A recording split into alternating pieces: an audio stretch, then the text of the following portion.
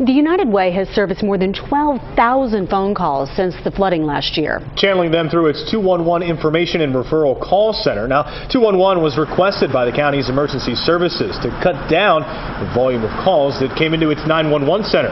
211 was open 24/7 for the first few days, then moved to 12-hour days, 7 days a week. United Way also organized volunteer groups, sending them to the hardest hit areas. Broome County Emergency Services also put the United Way in charge of donations within the county, keeping track of everything from monetary to material donations.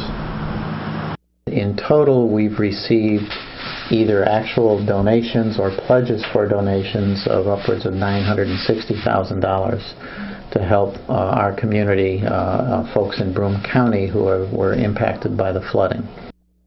The United Way works closely with Catholic Charities and the Broome County community organizations Active in Disaster, or COAD, to determine where best to spend that funding. Initially, $100,000 was distributed for immediate needs like water heaters and furnaces. Overall, for long-term recovery, $600,000 was provided to residents.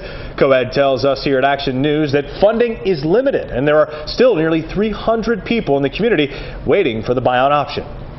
Broome County still faces a high number of unmet needs from flood damage, and over the year, COAD has been working to figure out what those needs are. Chairperson Tanya Brown says there are multiple neighborhoods that still have a lot of work ahead of them.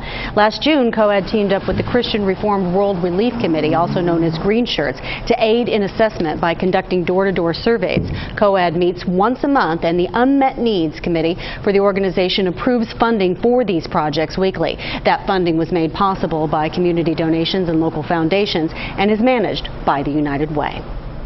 Coming up in the next half hour, we take a look at families who are still in the process of rebuilding. And we'll look at small businesses